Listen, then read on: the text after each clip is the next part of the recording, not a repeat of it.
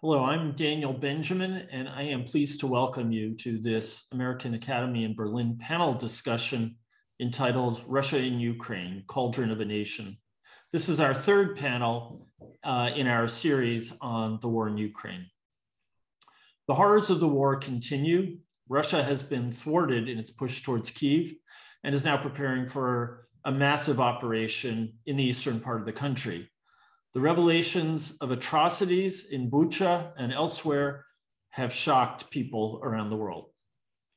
Our previous sessions have been situation reports on various aspects of the war in Ukraine, covering the military situation, Russia's strategy, the effect of sanctions, the state of the Western alliance, and the like. This session, however, will be a bit different. Today, we want to focus on Ukraine itself. It is no understatement to say that the performance of the Ukrainian military and the territorial defense forces against a much larger, heavily armed Russian military has astonished people everywhere.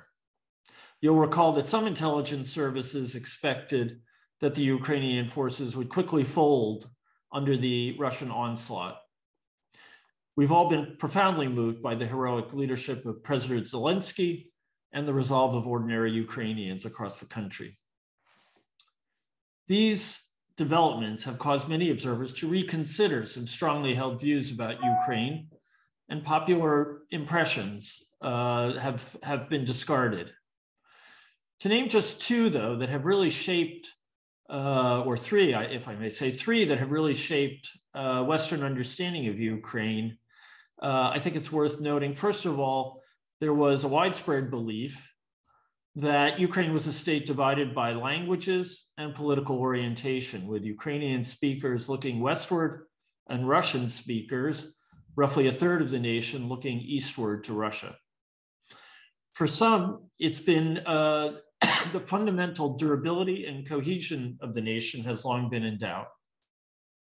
Ukraine has been plagued by corruption since independence. And according to Transparency International's global survey, Ukraine ranked 122nd out of 180, only a bit higher than Russia itself. The perception that Ukraine is a kleptocracy has been deeply damaging to its standing and to discussions about deepening the country's integration into European and transatlantic institutions.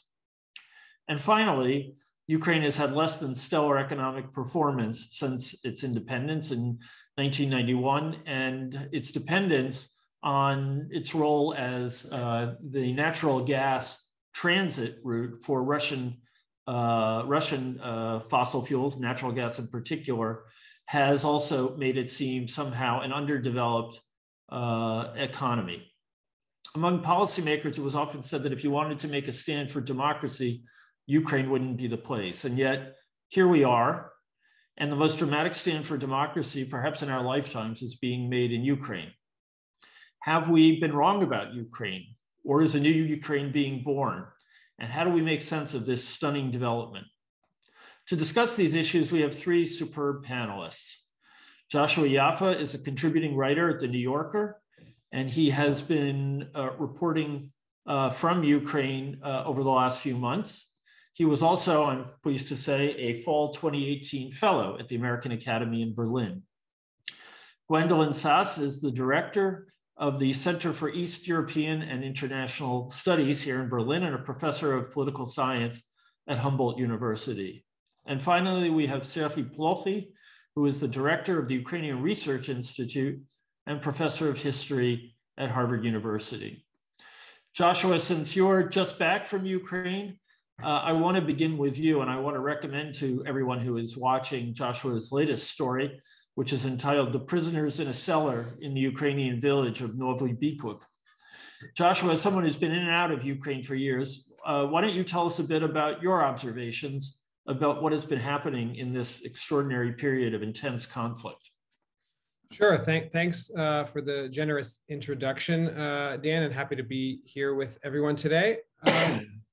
I'd start by going back to some observations that really pertain to the period before the war. And I'm curious to what my fellow panelists would say about this, who have even more of an expert view than I do. But I got the sense that in the lead up to the war, the notion of cleavages within Ukraine whether in regards to language or geography, the traditional ways in which people, journalists included, used these sort of shorthand references to try and split the country and to make more of these cleavages than I think were actually the case in, let's say, well, certainly 2019 with the election of current President Vladimir Zelensky, but all the way up into the eve of the war in early 2022, there was this kind of shorthand matrix that we used for making sense of Ukraine and Ukrainian identity and talking about West versus East, Russian speakers versus Ukrainian speakers. And I think that that was really overblown and no longer accurate shorthand to describe the state of the country. It's worth remembering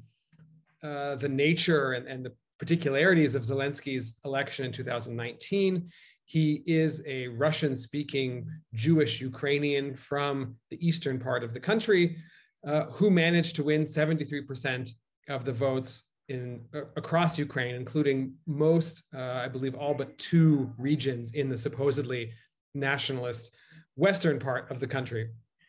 Since then, we've seen survey after survey showing majorities in favor of EU membership. That is true across Ukraine, east to west. Even the idea of NATO membership, this ultimate red line issue for Russia, gained support across the country, becoming supported by majority in Ukraine, and even reaching near majority levels in the Donbass, the, again, supposedly most pro-Russian region in the Ukraine. Putin, of course, missed all of this, what was happening inside Ukrainian society, missing all of its nuance and particularities about the composition of Ukrainian society and how it was developing, by refusing to acknowledge or reckon with Ukrainian statehood at all, as it now seems to be the case, going back, for example, to Putin's essay from last summer, to the speech he gave 3 days, I believe, before the launch of the war, this hour-long rant that really rejected the notion of Ukraine as a nation. It's clear that he was ideologically unwilling to reckon with Ukraine as a nation and Ukrainians as a people with agency and interests that could also develop in dynamic ways according to their own kind of internal political, social, historical points of development. And I think Putin most of all missed how Ukraine had changed since 2014. I think that, as I said, there wasn't much of a recognition to begin with on his part of Ukraine as a nation with a claim to independence and legitimacy. But Ukraine post-2014 changed in ways that Putin missed all the more, that led him to this really disastrous and terrible mistake with horrible consequences for Ukraine first and foremost, but also for Russia and perhaps ultimately for Putin's presidency. He was still operating with this pre-2014 model, which again, I'm not sure it was ever that true to begin with, but certainly had changed quite drastically because of Russia's own actions. And in this sense, it's been interesting to me and important to note, as someone who's spent the last decade covering Russia as well as Ukraine and have a perspective of both places and have followed the politics in both places, to track the way that Putin has been his own worst enemy in Ukraine.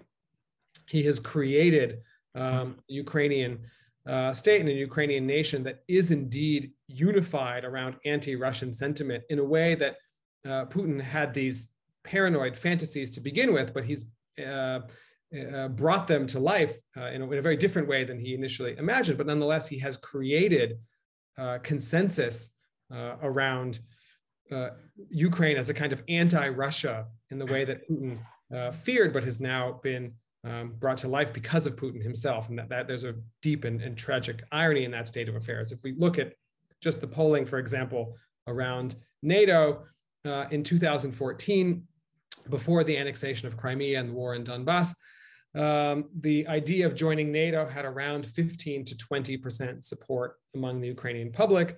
In early 2022, on the eve of the war, that number had reached 60%. And the reason for that jump is squarely, we can put at Putin's doorstep.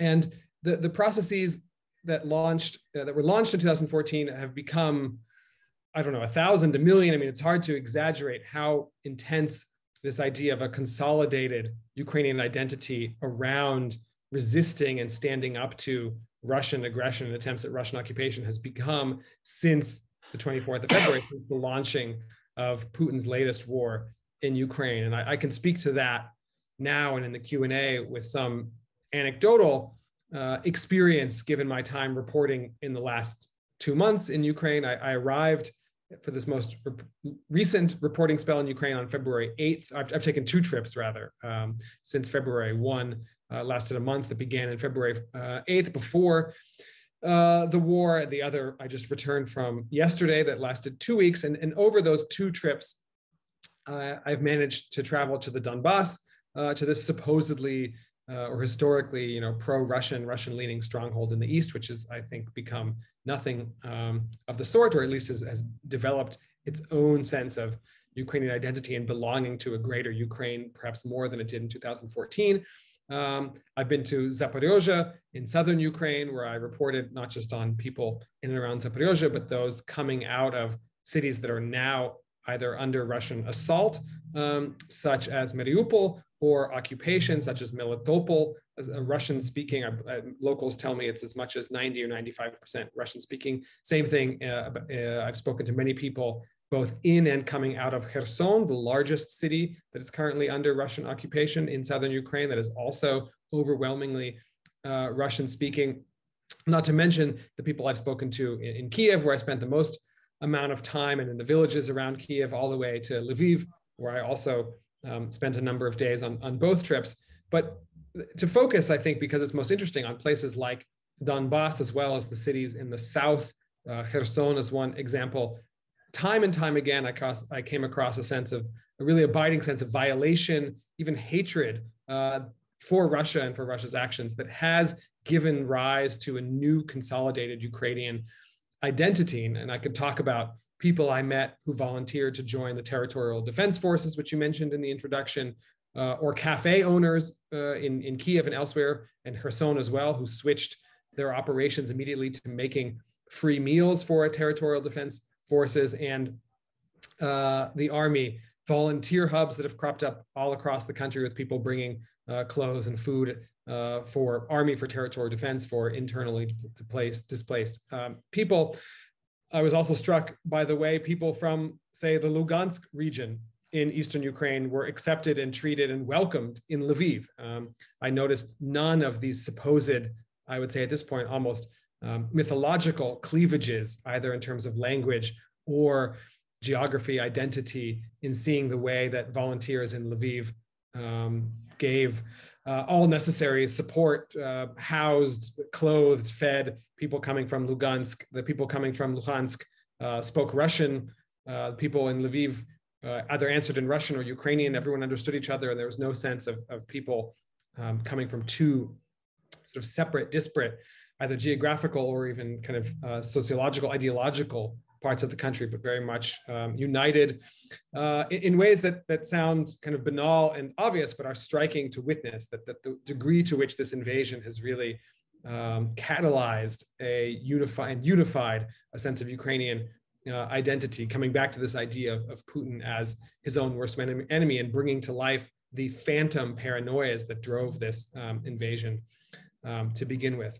I'll close just by talking a bit about Bucha and the other atrocities in the Kiev region, which I fear are not limited at all to the Kiev region, but any place, in fact, that Russia has had troops over the past months. And that too has certainly deepened the sense of trauma, deepened the sense of hatred and anger across Ukrainian society, which has further served to unify the population around both very strong, at this point, kind of really resounding anti-Russian attitudes, but also an attitude that this war can and must be won on the battlefield. And I think that may have implications for the diplomatic and negotiating process. If you look at various polls done in Ukraine these days, there seem to be above 85, if not 90% of those surveyed in one poll after another saying that they believe the country can win a military victory.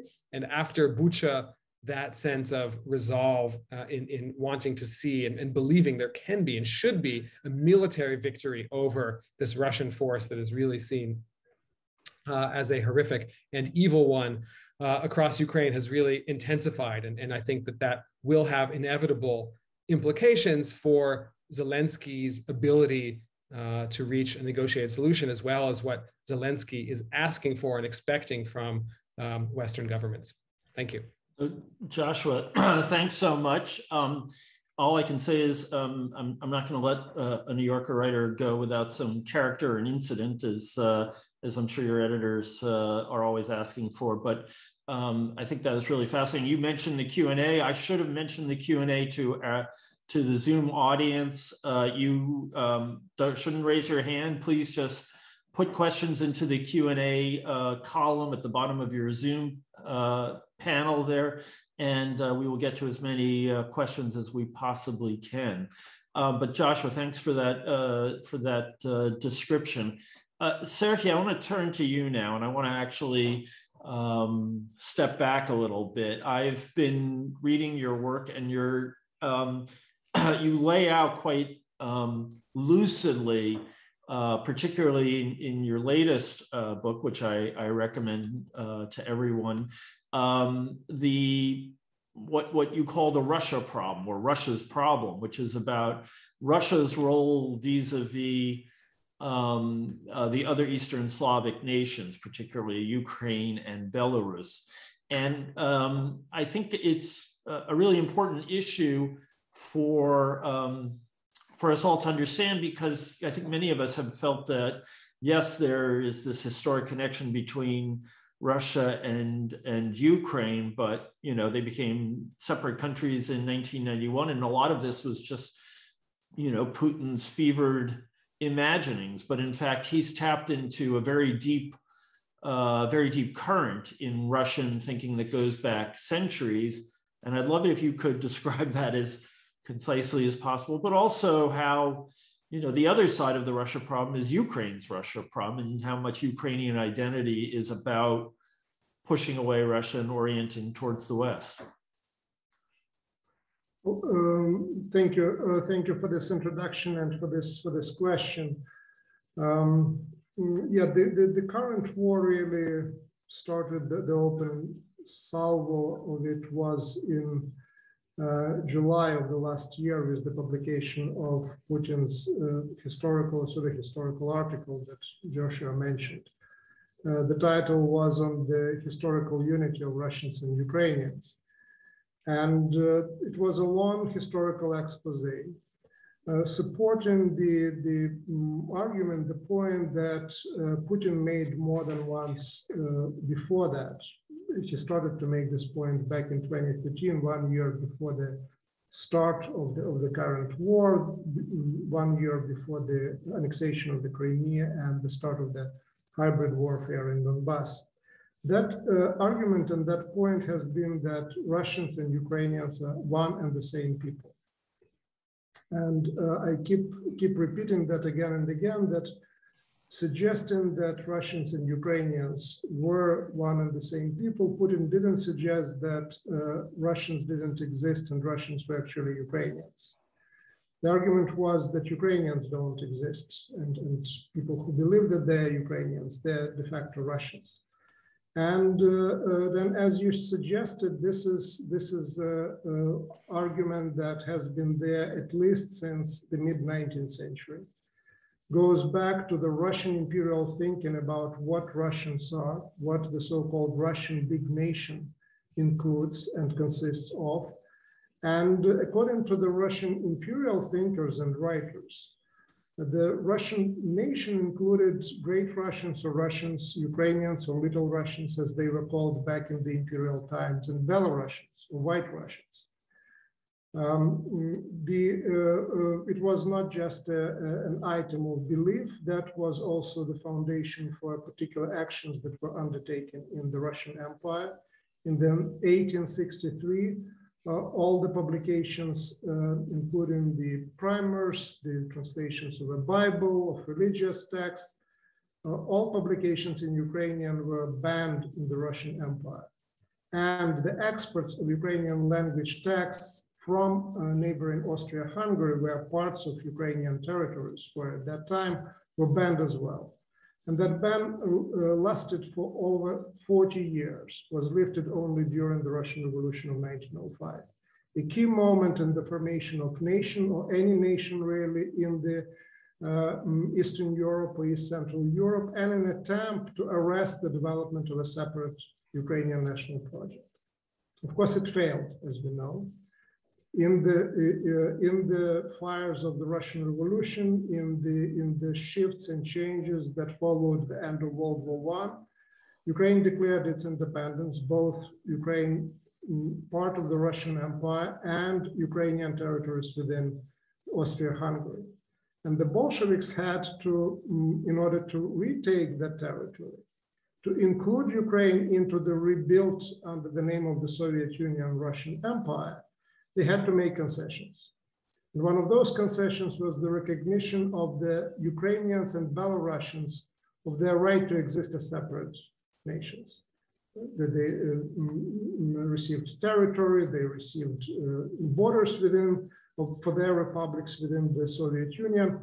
All of that actually in exchange to give up the ambition of the political independence. So what Putin has been trying to do is really going back to pre-Soviet times. That's why he is so unhappy with the communist and Bolshevik rule. He showed that in his July 2021 article, and then in this speech that was also dubbed as a history lecture that Joshua referred to, that was given on the occasion of Russia really denouncing the Minsk agreements and opening the door for the aggression, for the military aggression against Ukraine. He very much not just, he believed in what he was saying and what he was writing. That is the foundation for the mother of all miscalculations of the Russian leadership, of Putin personally, and the military staff in the current war. The expectations were that really the Ukrainians were Russians, on the basis that some of them, in particular in eastern and southern parts of Ukraine, spoke and speak Russian. It is a very 19th century model of national identity, where language equals nationality, nationality equals loyalty to a particular state, which in this case, Russian language, Russian identity, Russian state, would suggest flowers on the streets of Kherson and Melitopol and eventually Kiev as well. And that didn't happen. That didn't happen because the one big Russian nation that Putin imagined, and he got that from the Russian imperial thinkers, he got that from Alexander Solzhenitsyn, who basically proposed that kind of ideas in his 1990 piece, how we should reconstruct Russia, reconstructed Russia, of course, included Russia, Ukraine, and Belarus. So the nation that was imagined in the 19th century and that existed in the mind of Putin didn't exist already after 1917, to say nothing about 1991.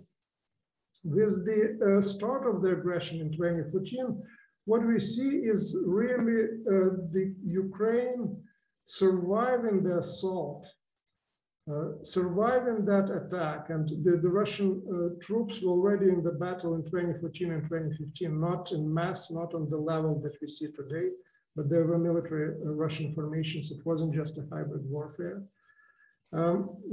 Ukraine survived by mobilizing across those linguistic and religious and yes, ethnic divisions and boundaries. Again, parts of Ukraine went and really supported the ideas associated with the Russian world, with the ideas of big Russian nation transformed one way or another. But the majority of Russian-speaking Ukrainians refused to do that. So that's how the project of creating this dividing Ukraine, creating a state of new Russia in eastern and southern Ukraine. That's how that project failed, because of the mobilization of Ukrainians as a political nation, not based on particular language. And as Joshua suggested, since 2014, that process of mobilization as a political nation really acquired the impetus, acquired the impulse they didn't have before. Again, little surprise, traditionally in history, we see that foreign aggression is something that leads in most cases to the consolidation of the national group, to mobilization of the resources. And this is indeed what happened in Ukraine between 2014 and 2022. The expectation that there would be another Crimea, that Ukrainians would be caught by surprise, didn't materialize. And again, Ukraine, you look at the Ukrainian armed forces, you look at the reporting by Joshua, by others, you look at the videos that are done by the fighters themselves, you hear interchangeably both languages, Russian and Ukrainian. And again, people don't switch from one to another. They speak those languages. They understand each other. This is the vision of bilingualism that they tried to achieve in Canada and failed. But it is right there in Ukraine on the ground. It's also a political nation about kind of which you read in the textbooks, but really very rarely see in real life. And it is right there in Ukraine. And concluding and maybe returning to where you started about again, surprises that this war brought to the fore. Yes, absolutely, there are surprises, but what is also clear that those surprises were long in the making, at least since 1991, and certainly gained more speed after 2014. So we really see a formation of a new nation. Speaking about Ukraine and corruption and allegedly being a failed state, these things that has to be revisited now again and looked at that again. If the state was so corrupt, how one can explain the loyalty of people and population to that state? If it was a near failed state, how can it function so effectively under the attack in the cities like Kharkiv, in the cities like Chernihiv that were shelled by the Russian artillery and missiles, in the cities like Kiev? So again, we are dealing with the reality which we maybe recognize for the first time and raise these questions, but that reality has been there in the process of formation for quite a while. Well, that's completely fascinating. And as someone who was involved in Ukraine policy during the Clinton administration, and then worked on the subject a bit in the think tank world in the aughts, I have to say I've been completely stunned by these developments. I want to come back to you in a moment, Serhiy, but first I want to ask Gwen, since you're the political scientist in the crowd and you've been watching this closely, why don't you pick up on Serhiy's ideas of misconceptions? You know, one thing that is being said a lot is that Putin is going to wind up being the father of Ukrainian national consciousness, of a really consolidated nation. But you don't view it that way, and you think that there have been big mistakes in the policy world in the past. And I'd like you to talk about how we've gotten this wrong.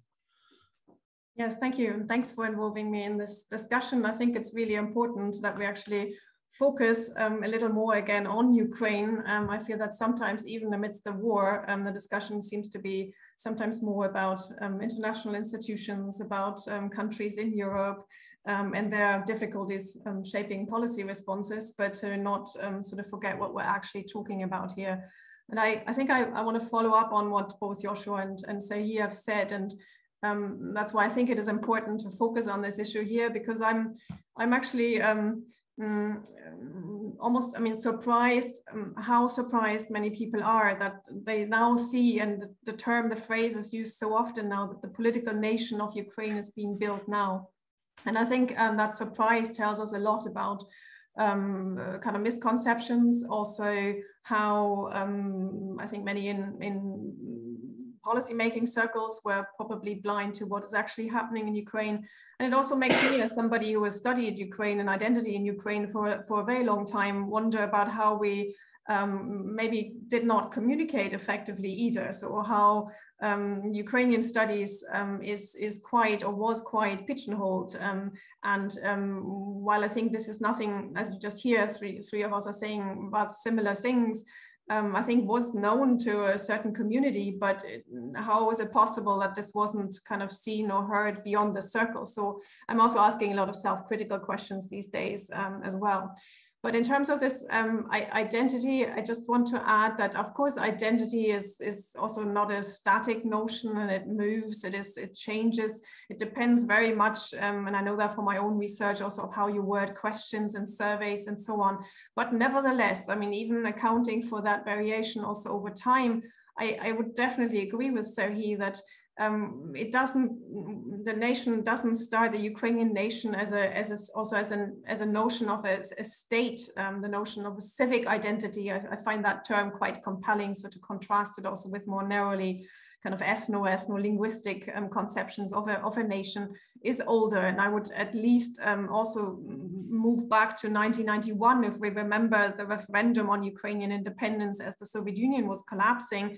A majority in all parts of Ukraine, including in Crimea, where it was perhaps at that point, not later, but at that point, least likely, there was still a majority voting for that. And so that, I think, is already a strong statement about wanting to be part of one state. And then I think as we move forward, and I would probably slightly disagree with Joshua, who said sort of 2019 was an important turning point, and I come back to Zelensky's role in a moment, which I think is also important in this context. But I think cycles, I prefer to think about it as cycles of political mobilization in Ukraine since 1991. And then, of course, we see the Orange Revolution 2004, the Euromaidan 2013-14 very strongly there. The interesting thing about that is that in those rounds of mass mobilization, and then there were lots of sort of smaller waves in between, is each time very deliberately by activists, also by political parties at the time, and ultimately by ordinary citizens, framed as an inclusive movement. So this notion of kind of the civic nation, I think, is really strengthened over time by these cycles of mobilization, where it's really about also civic duty, where it's about the notion of citizenship. And that was never, as it perhaps was perceived of in the West or in many Western countries, limited to certain parts in the west of Ukraine or to Kiev, the capital. I mean, the Euromaidan, if we think back that far, the then president Yanukovych was as unpopular in the south and east of Ukraine as he was in western Ukraine. So then mobilization was bigger or more visible because also people moved to Kiev and parts of western Ukraine, but that was actually a sentiment that was prominent in the whole of Ukraine. So I think that was probably one of the elements that was missed. And if we kind of trace sort of opinion poll data, and I've sort of collected my own, but I've also compared it with others, I think that the trend is really clear that also this notion of civic duty, which is part of this state-based identity tied to citizenship, is on the rise. And we also see in recent years again, which is actually sort of the contrary trend to many countries during the pandemic, that actually the sort of being prepared or inclined to protest if the situation requires it. We see from recent data we've collected in a project with international colleagues, had gone up tremendously, 20 percentage points in the last few years. That is actually not what we've seen in many other countries in this period of a pandemic. So all of these examples put together, I think, show this sort of gradual strengthening of a sense of what it means to be a citizen of Ukraine. In research I did with Kiev, one of the most reputable opinion poll institutions in Kiev, in Ukraine, we pinpointed the change between choosing other forms of identity, maybe an ethnic identity, over one that is tied to citizenship, between 2017 and 2018. The question we asked there was, what's the most important identity for you? So they left a whole range of different options there, and ethnic and civic identities switched at that point. They weren't that far apart beforehand, but I don't want to say that that is exactly the moment when that shifts if you actually ask people what's the most important identity to you, but it shows, I think, sort of a trend, and that is also found in other research. I would strongly object to, and I think I said that before in an email, to this notion of that Putin is the father of the Ukrainian nation. It gives him far too much credit, because it would not see this entire process of what is happening domestically inside Ukraine, at least since 1991, but also you can go back further in history. And yes, Putin underestimated the Ukrainians, but I think in some ways he also understood something about Ukraine, namely that it was moving away, that it's increasingly became or becomes a different model that ultimately also endangers the Putin model of politics and the state. So I think that part he did realize, and that also explains why I think the war happens now, because for Putin that still seemed like a window in which he can act and try and stop this model from happening. So I think he misunderstood important elements of society, but I think the overall direction and the model that Ukraine was becoming, he did actually understand. I want to kind of briefly talk about Zelensky, and why one amidst the war, usually sees a rallying around the flag effect. I think there's more to this, because as Joshua has said, in 2019, Zelensky was the first president to win with such a vast majority. And let's not forget, he was a complete political newcomer, and it was already happening in a context of war in Ukraine, and Donbass and Crimea had already been annexed. And what I think makes him so authentic now to all Ukrainians is that his message then was roughly the same as it is now. So he didn't have much of a political program. It was quite vague, but the one point on which he was very strong was in formulating this inclusive message. The fact that he spoke Russian was part of that, but that's only one small element of it. But he very strongly formulated a message towards the whole of Ukraine, also to Crimea, to the parts of Donbass that were not controlled by Kiev. And he won against the candidate, the incumbent Poroshenko, who had narrowed the election slogan to army, language, faith, which was a different kind of message. So I think going back to that, it explains partly why Zelensky recognized, I think, the mood at the time in Ukrainian society, and that message now also is authentic because it builds on that, and that's where he has been consistent.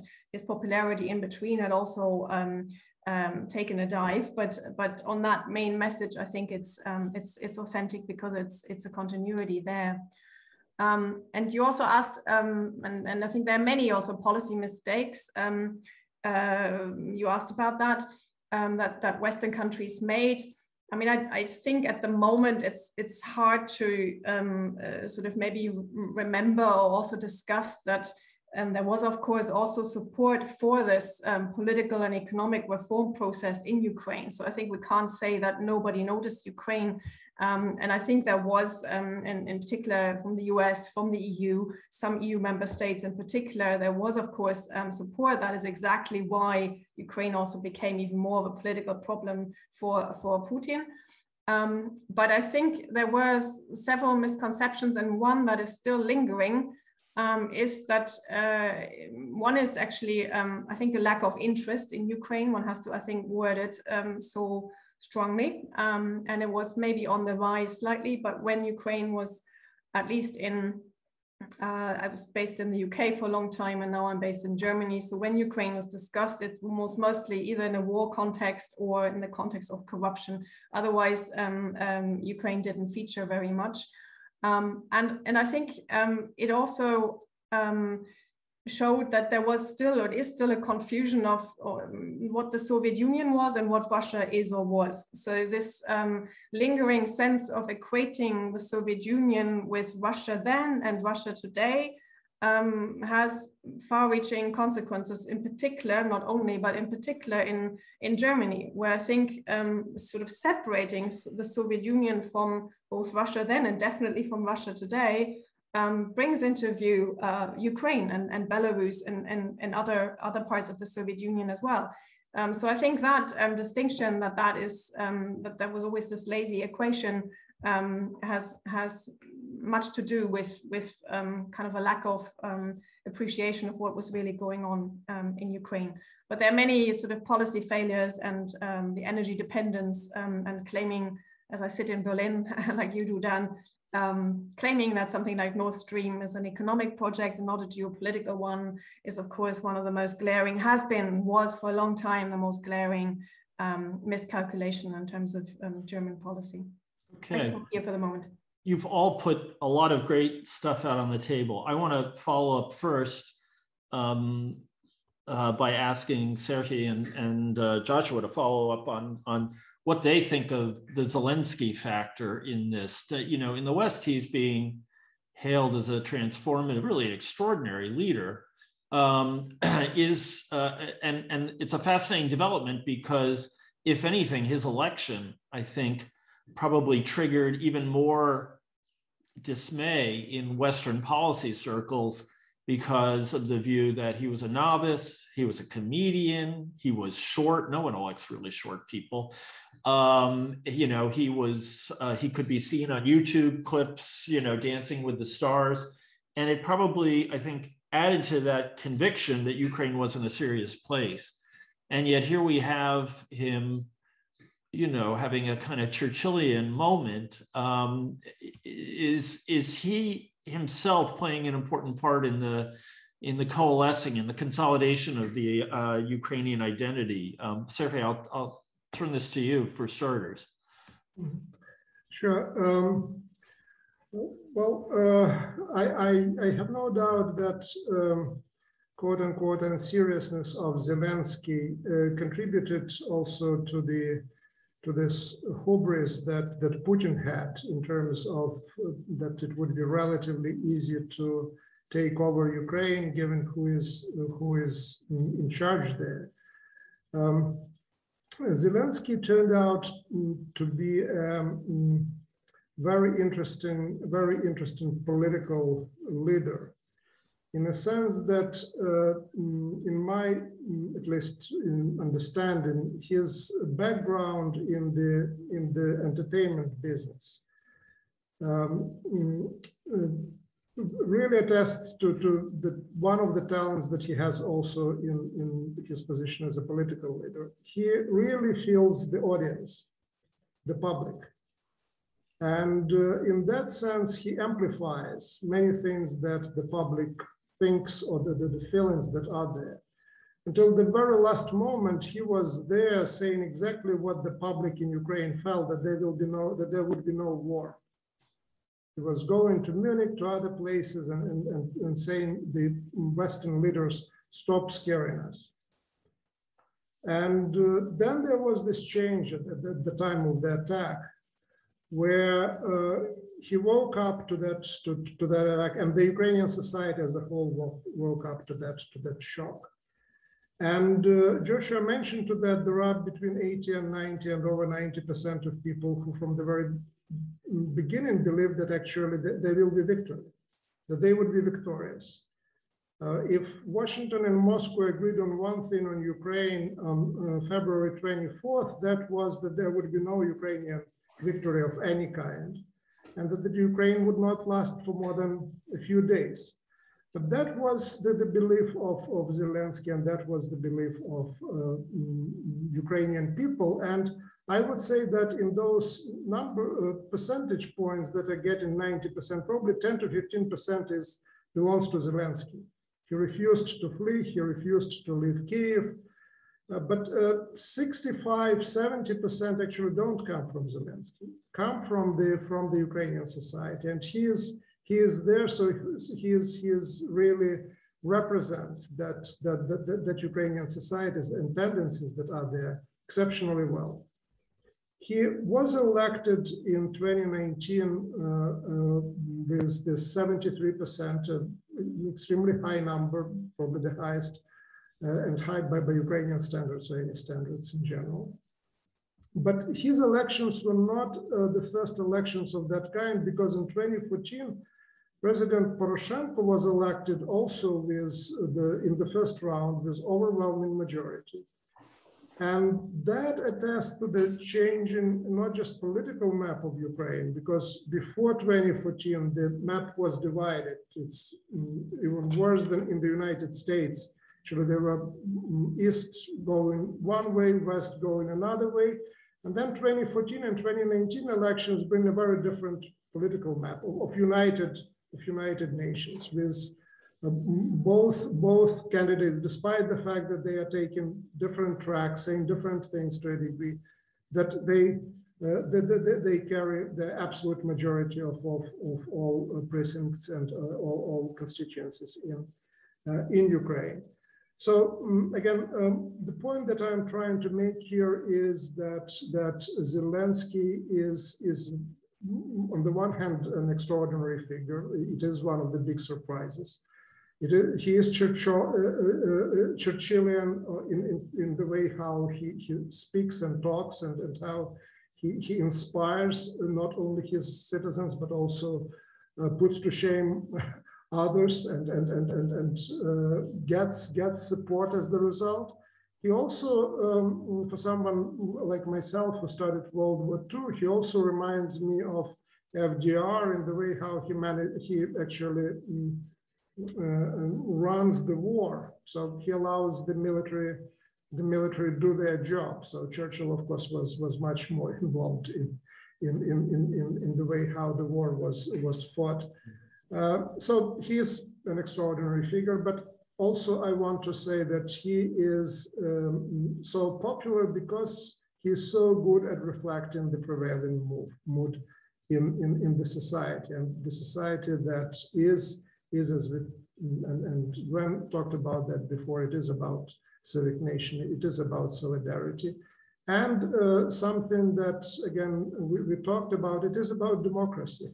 So if it's not about language and ethnicity, what do they people defend? What are they prepared to die for? Not the president per se, despite the fact that president, of course, is a popular figure. It's about the institution, it's about the state, and it's about the state and the institutions that are very different from the ones that are being brought to Ukraine by Russia in Crimea or in eastern parts of Ukraine. And since 2014, people actually had a chance to see what Russia can bring to Ukraine, had a chance to compare. And I would say that this is a big reason for this resistance that we see today. And finally, on Putin being the father of Ukrainian nationhood, first of all, he has to compete here with Joseph Stalin, who was put in the same position by some of the commentators, who allegedly created the contemporary Ukraine as a territorial entity. But my personal take on that is along with what Gwen was saying. I think he is not more responsible for the creation of Ukrainian state or nation as King George III is responsible for the creation of the United States of America. Well, thank you very much for that. Joshua, unless you have something urgent on Zelensky, I want to put another question to the crowd. Was there something you wanted to add?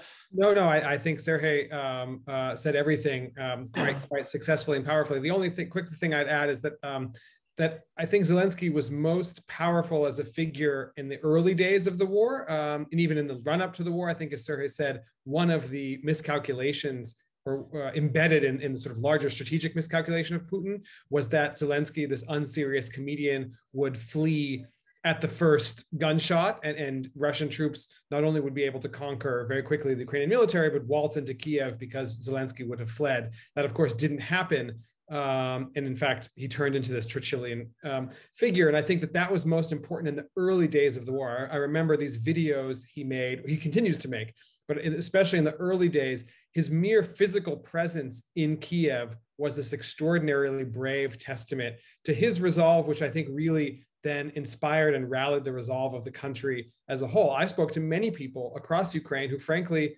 weren't sure that Zelensky would stick around. In other words, they suspected, they didn't know what to expect, right? With some thinking, not entirely sure that Zelensky would have the guts or resolve or the courage to stay in Kiev when he was being hunted supposedly, right, by Chechen fighters and Wagner mercenaries and so on. But he did, and those videos that he made from the presidential administration, especially being outside. There was one I remember from the early days of the war, which he filmed on the square in front of Bankova, the presidential administration of Kiev. And just his mere physical presence in the capital was itself this extraordinary testament to his individual physical bravery, but I think it was really important and necessary for the country at a time when people were still reeling from the unexpected, for most people, invasion. And not sure how to respond personally. And I think Zelensky's response was especially key in those early days. Now that the military focus has shifted from Kiev, it no longer seems like the capital or is the primary military target. Zelensky himself doesn't seem like regime change is the realistic goal of the Kremlin, that the kind of attention or the urgency has shifted outside of Kiev to elsewhere. So perhaps Zelensky is not the kind of key figure he was at the beginning of the war, but nonetheless, I think his reputation has been sealed and continues to play a key role both domestically and also, we can talk about later, internationally. I think that he's done an extraordinarily good job of deploying his bravery, charisma, force of personality to effectively shame the West and Western capitals into doing what Western governments might otherwise not have been inclined to do, whether in terms of sanctions or arms supplies and other measures. Great points all. So I wanted to throw out for anyone who wants to take it, the question of whether the misconceptions that we've spoken about were perhaps in some ways driven by a disinclination in some Western capitals to really update views and thereby have to take seriously the issue of EU membership and NATO membership for Ukraine, which would be seen as a provocation to Putin and Russia. In other words, one of the reasons we never really wanted to see what was going on in Ukraine was because it would force us to stand up to our principles and to really think about challenging Putin by bringing NATO right to his border.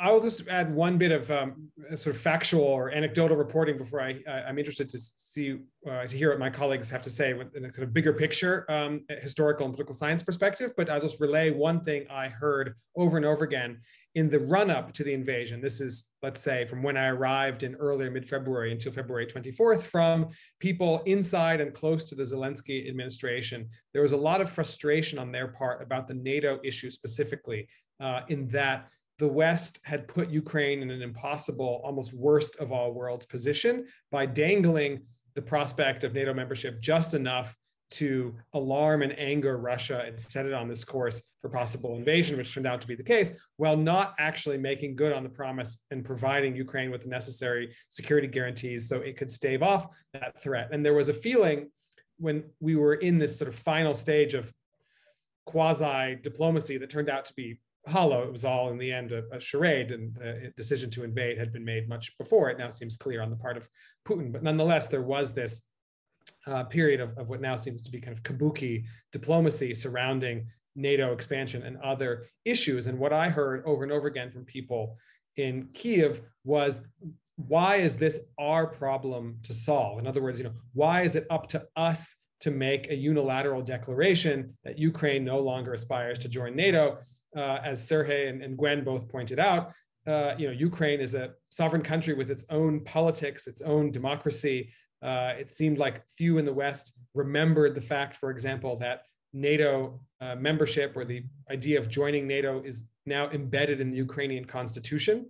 So Zelensky, even if he decided that he would, was convinced for the safety or security of the country to unilaterally forswear Ukraine's NATO aspirations, he actually couldn't do that, right? That would be an anti-democratic, anti-constitutional move on his part that few people, I think, in the West care to remember that nuance. They were projecting almost a degree of, Putin-esque authoritarian control onto Zelensky, forgetting that Ukraine actually is a functioning sort of diverse and complicated democracy, more on the lines of those in the West than those on Ukraine's eastern borders. And so there was this feeling among people I talked to in Kiev of like I said, why is this our problem? Why is the West passing the buck to us? This notion of NATO expansion really is first and foremost, at least on that issue specifically, is about Russian grievance vis-a-vis the West. Ukraine was sort of trapped as a kind of proxy in this long-running and sort of festering grievance that Putin and others nurtured over the years. And so Ukrainians I spoke to, people, again, in and close to the Zelensky administration, thought that this was an issue that the West needed to have the courage and the resolve to deal with, rather than punting it to Ukraine and expecting Zelensky or any other Ukrainian government to violate its own constitution or be forced to go through a complicated and painful constitutional revision in order to make this concession, when in fact the root of this problem lied in Washington, Brussels, and elsewhere. It was unfair to expect Kiev to solve the problem for Western capitals. Gwen, Sergey, do you want to comment on the question I laid out about it was actually Western disinclination to provoke Russia that ultimately was how we became so effective at not knowing what was going on in Ukraine? I have a comment, but again, Gwen, if you maybe want, okay. Well, one thing that Ukrainians, in terms of Ukrainian unhappiness about the position of the West, is, of course, the Budapest Memorandum. And Zelensky was talking about that openly in Munich in particular. And you should remind people what's in the Budapest Memorandum. Yes, 1994, and that was the memorandum where, in exchange for giving up nuclear weapons that Ukraine inherited from the Soviet Union, Ukraine had physical control over those nuclear weapons, the third largest arsenal at that point after the United States and Russia, or Russia and the United States, not operational, but physical control. So in exchange for giving up those weapons, Ukraine got assurances for its territorial integrity and independence. And the assurances were given by the countries that contributed the most to disarming Ukraine. One was Russia, another was United States. That was a rare case of close cooperation between Moscow and Washington on that particular issue. And Britain and France joined, and China joined as well. And the argument has been that Ukraine having nuclear weapons probably would be a much more difficult problem for Putin, and probably the attack either in 2014 or the attack of 2022 would never happen. So again, the language that was there in the Budapest Memorandum provided Ukraine with assurances rather than with guarantees, which meant that the countries who signed that agreement, and one of them actually invaded Ukraine, but others had the right to intervene, but didn't have to intervene necessarily. So it was their choice. And certainly before the start of the invasion, the Budapest Memorandum theme was really presented very publicly, in a very public way, the most public way possible, by Zelensky himself. So there is a sense that Ukraine is fighting in this war not only for its own survival, But there are also other issues at stake, and those issues are the interests of NATO and of European Union. And again, we talked about democracy, we talked about civic society, political nation. These are real values for Ukrainians, and they are defending them when they believe they're not getting enough support in fighting what again was perceived till now the second most powerful army in the world. So it is also balanced with very genuine thank you and being grateful on the part of Ukrainian political class and society for all sorts of assistance that Ukraine is getting. It is very clear that without military support from the West, the resistance would be probably on that level impossible. Without Western allies and Poland in particular taking millions and millions of refugees, that kind of resistance would be impossible as well. So again, Ukrainians are playing this kind of a very complicated balance act, but both feelings are actually very genuine on their part. This is my impression. Gwen, is that what you're hearing too from the people you talk to in Ukraine? Resentment that there isn't perhaps a more robust military action on the part of NATO combined with gratitude for the supplies, or what kinds of sentiments are you hearing?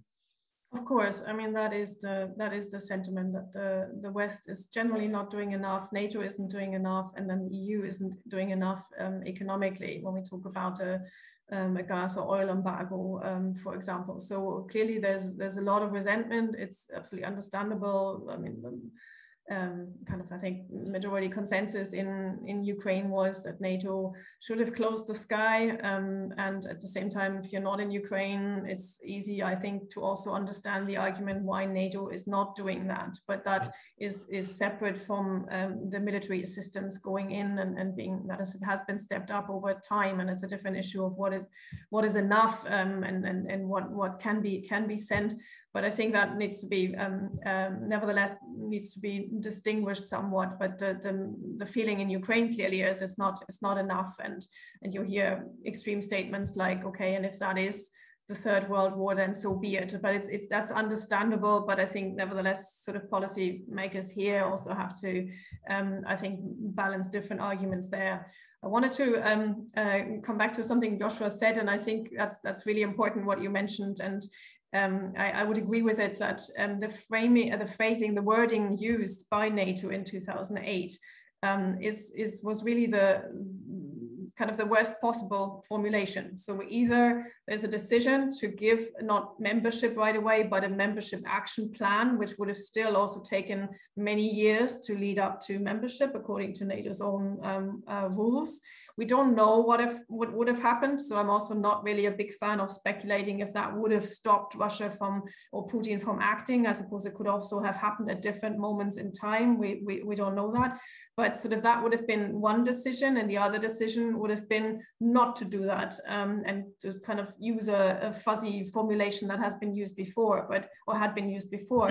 But the formulation that was chosen was really not a compromise. It said will be members of NATO. So that was really, I think, in all directions, kind of the worst possible formulation. So I think that could have been avoided. I was also going to point to the Budapest Memorandum of 1994, because it also shows, I mean, Ukraine reminds us of the fact that Ukraine was neutral, and that also this growing support for being a member of the EU, but also being part of NATO, that grew sort of gradually and then more rapidly in recent years in Ukraine across the whole country, if we look at also kind of regional divisions on that issue. But it was neutral, and that treaty and basically the idea of neutrality went out the window with Crimea, the annexation of Crimea, and the war in Donbass. So then that would have also been a moment the EU managed, and the US, they managed to impose sanctions. I think, I'm convinced that Putin himself was surprised that the EU managed to impose those sanctions that they did impose and kept renewing. But in the end, that wasn't enough. But even to kind of think of what that means for something like this memorandum and how one has to kind of think again about ensuring security, short of at that point of NATO membership, there wasn't really any discussion about this. And I think also far too quickly did the discussion move on, and there was lip service to, yes, Russia broke international law by annexing Crimea, and then you often heard this pause, but well, it was a special case, and historically it belonged to Russia and so on, which is all kind of obviously Russia's interpretation, very selective interpretation of where Crimea belongs. So I think that was a moment where more of an initiative was necessary to kind of rethink that if one was serious about kind of dealing with this through kind of international law and negotiations, and that moment is clearly gone. Yeah. In terms of, and I stop with that, I think probably we're answering, we're taking too much time, and there are many questions in the chat, but on this point with EU membership, I think in both cases, NATO membership, but also EU membership, one is, I think, very tempted, and I am too, in this current situation to say, well, if it had all been happening quickly, then maybe we wouldn't be in this horrendous situation now. But I think it would also misunderstand how this process kind of works, and what is in particular to, I mean, EU membership isn't something that you sort of just get because you have made a choice for a political or economic model.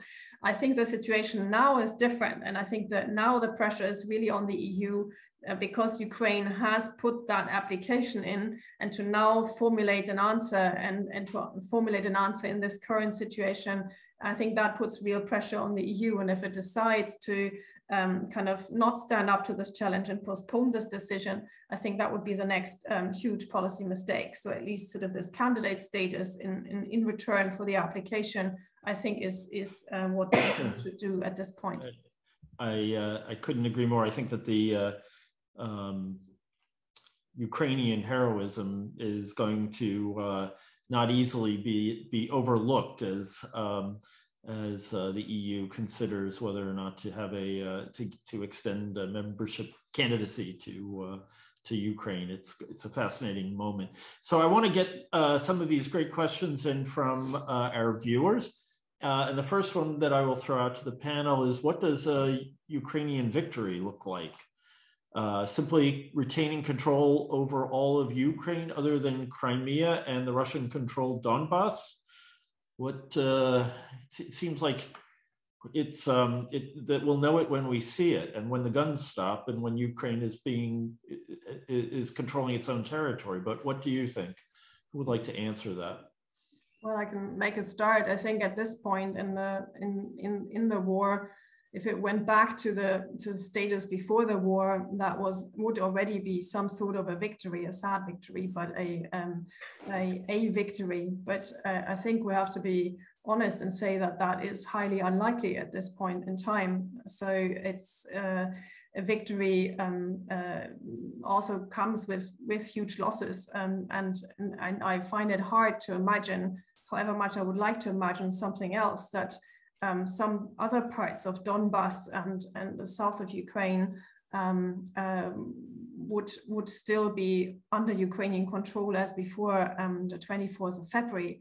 I hope I'm wrong, but I think, yes, I think a victory would be if one could turn back to what was there before February 24th, but I'm not sure that is a realistic assumption at the moment. Sergei? Yes, I agree with Glenn that going to the front lines of a sort of February 2022 before the aggression would be considered to be a victory. But I also, it is very clear, and Zelensky says about that, but he is not prepared to renounce either Crimea or Eastern Ukraine. And on the other hand, Ukraine, or at least some people on the Ukrainian side, declare victory already, in a sense that the Russian invasion was stopped, that the Kiev didn't fall, that the Russian troops had to withdraw from Kiev, from Chernihiv Oblast, from Sumy Oblast. Again, victory in that sense can come in different shapes and in different forms. So the survival of the Ukrainian state is already a victory in its own right.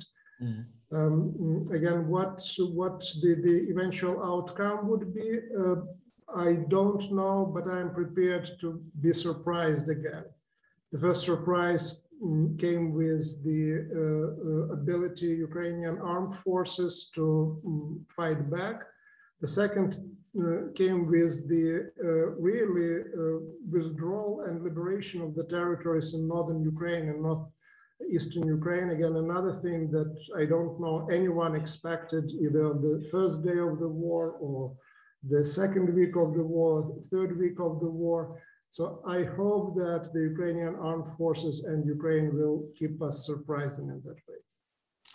So one question that several viewers raise is what are your expectations for the campaign in the Donbass in the east? Anyone want to venture a guess there?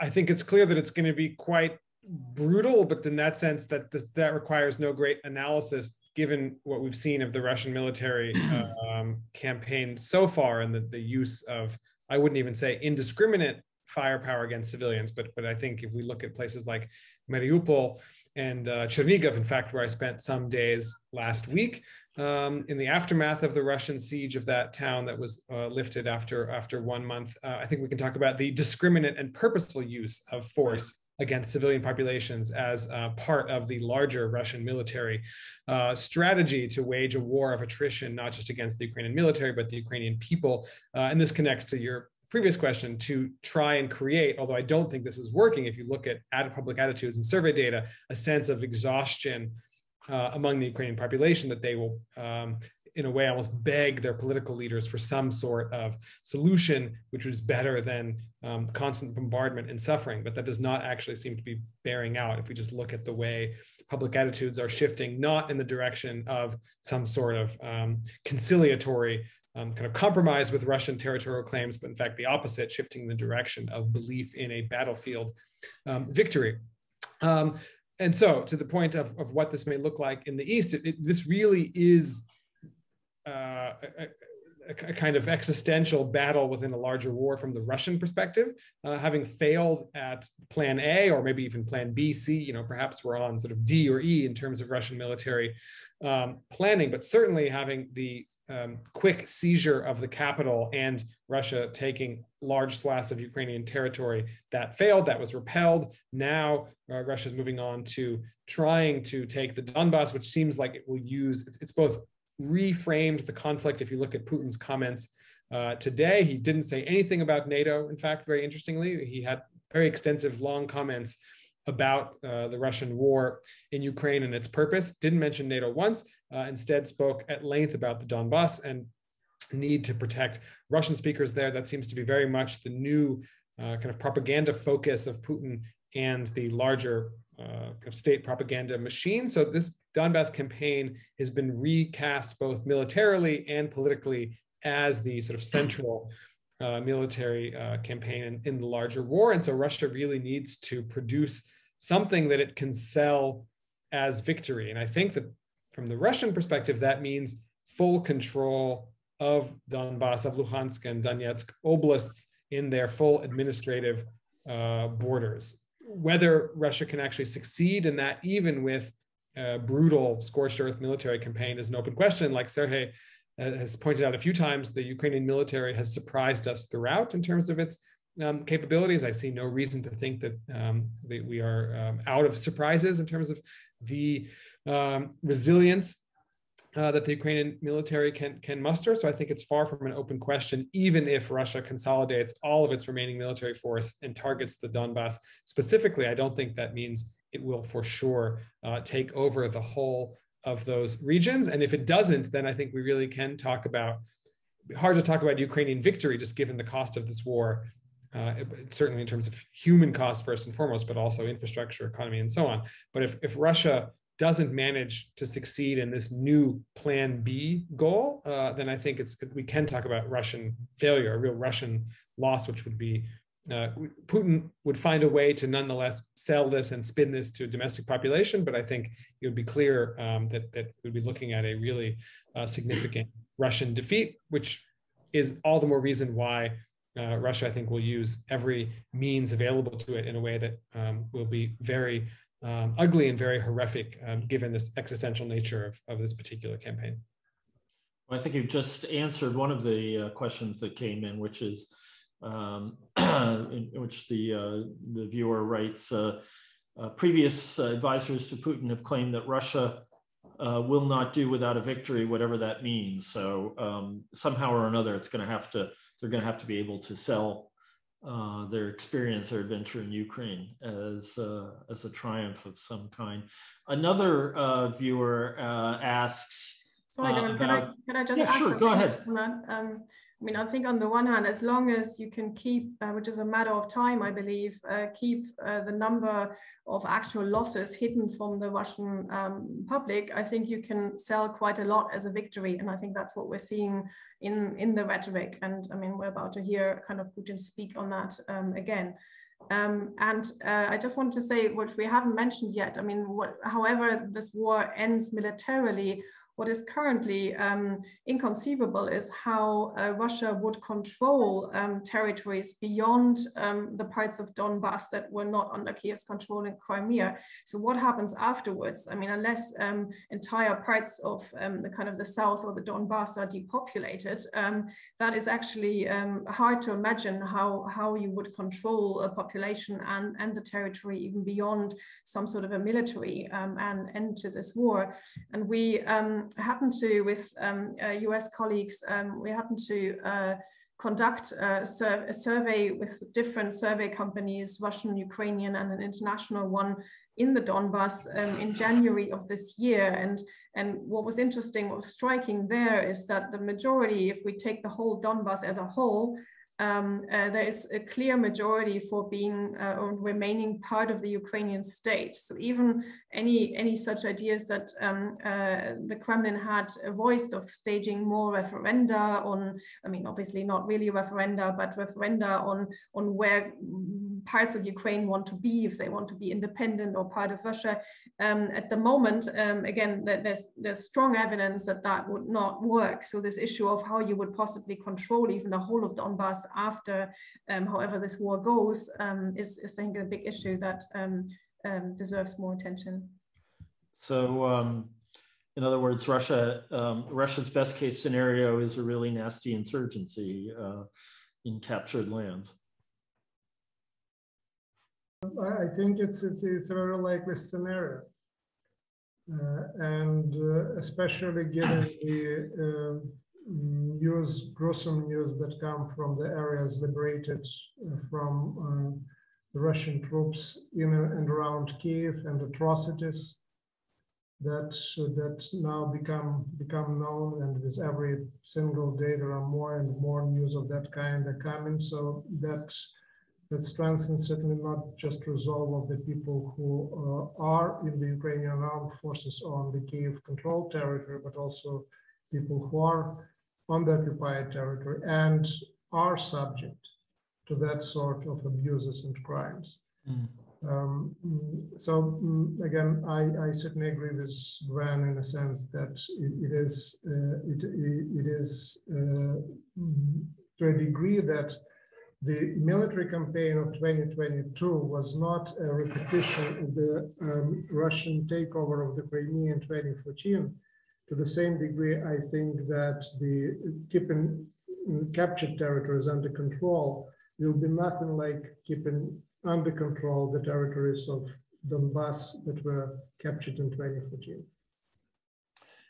One viewer asks whether the importance of for Russia of the Donbass and its ports lies principally in denying them to Ukraine. Would you agree with that?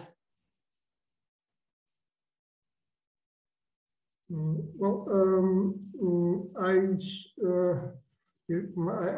have an opinion on that. It's a very strange war has been since 2014 in terms of the importance of Donbass. On the one hand, Donbass is, of course, symbolically very important and keeps that importance. And Joshua just mentioned Putin's today's remarks about centrality of Donbass in that story. But Donbass is also an area of the most maybe dramatic and tragic story of the implosion of the industrial Rust Belt, of the industrialization of the 19th century. So as those cities and those towns of the 19th century industrial revolution go down, it's an unpretty picture anywhere in the world. If it's the United States or UK, but in Eastern Ukraine, that was a particularly not just dramatic but tragic story. Economically, it is a problem for any state that would control it. And I heard after 2014 very interesting observations from some of my friends in DC who were saying that we're witnessing something that probably was not happening before, that after fight over the region, under the Minsk agreements, the two sides do everything in their power not to end in the possession of that region once the conflict is completely resolved. So I see certainly geostrategic importance for Russia, Crimea and the shore of Azov Sea as well, for a number of reasons. And I see the importance of the extending of the territories of these puppet states to make them more economically independent and sustainable, to release the pressure on the Russian treasury from that point of view. But again,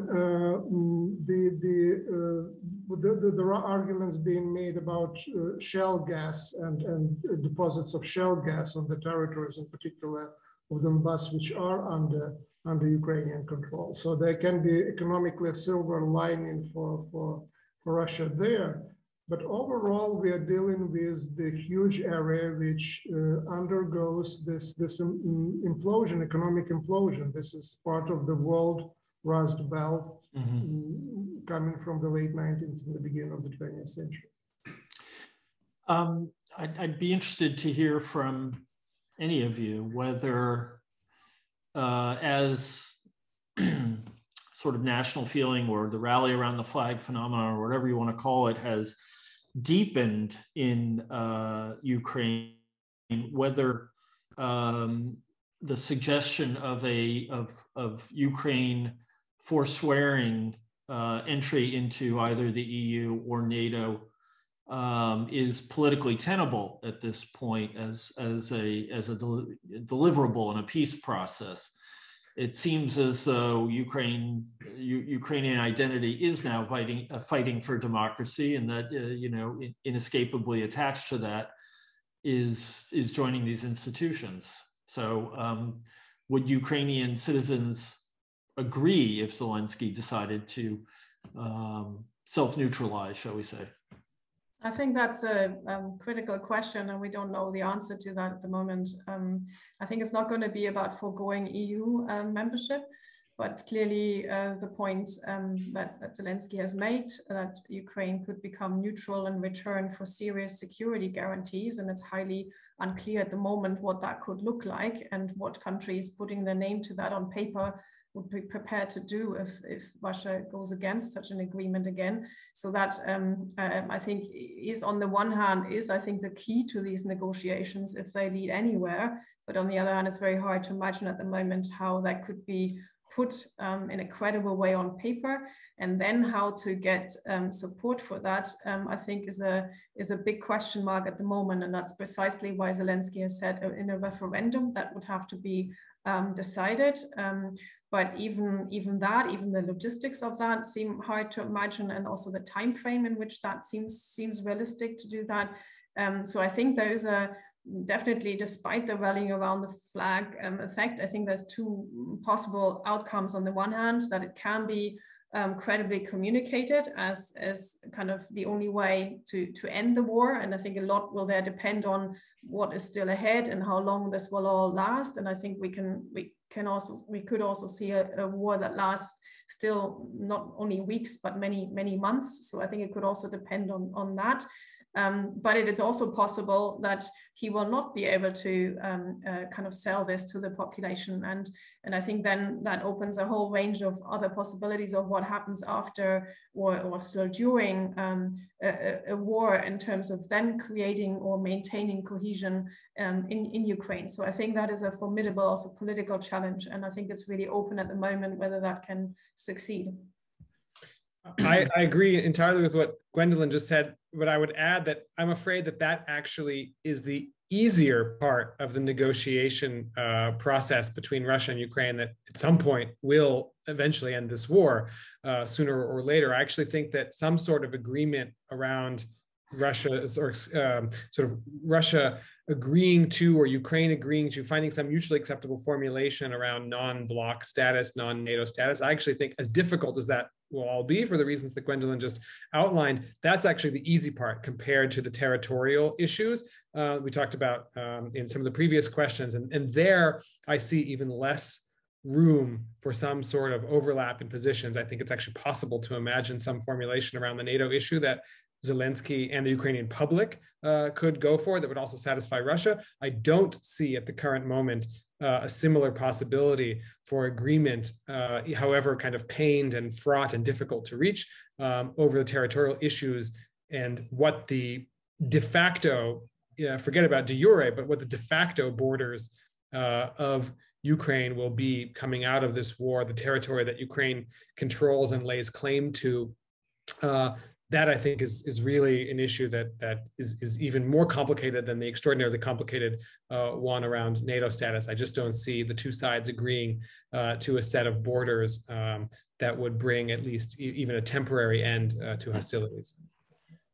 We're coming to the end, and I just wanted to put one last question to Sergei. I was watching your event in Vienna a few weeks ago with Tim Snyder, and you said quite clearly that as in your view, Ukraine was getting stronger with every passing day in this conflict. And I wanted to just ask in closing whether you still feel that, and if there is anything you want to cite, any conversation, any particular event that persuades you of that or fortifies you in that belief. Yes, thank you. I don't have any let's say inside information in that sense, and my belief at least partially comes from that polling of Ukrainians where 80 to 90% believe in victory. And another source of I'm very bullish on Ukraine in the long term. I'm concerned about Ukraine today and tomorrow. In the short term, very concerned, but bullish in the long term. And one source of my optimism comes from that polling data. Another comes from maybe insight that most of historians have. The wars are the factors that really, it's difficult to overestimate their importance in shaping of nations. In shaping of nations, loyalties to the state, the kind of patriotism and unity that is needed for the state to continue, the state to survive, the nation to live. And I have no doubt that despite all the tragedy, all the victims that are there, all the sacrifices that are being made, that they really create a foundation for the creation of a much more successful and much more coherent and homogeneous Ukrainian nation, because Ukraine didn't lack democracy, Ukraine lacked unity. And it started to overcome those issues in 2014, and we see how successful it is now in 2022 in doing that. So I really hope that that will continue in the future into the peace that will eventually follow, and I hope it will come soon. War is the father of all things, someone once wrote. Well, I want to thank the panelists for a fantastic conversation, and I really appreciate it. I should have said at the outset, we have Sergei joining us from Vienna, Joshua from Yerevan, he's between trips to Ukraine, and Gwen is here in Berlin. So we've had a truly international discussion here tonight. This has been fascinating. I want to thank you. I hope we can come back to you later on. I want to thank everyone who has tuned in to watch this, and we look forward to the next panel discussion on Ukraine. All the best to all of you.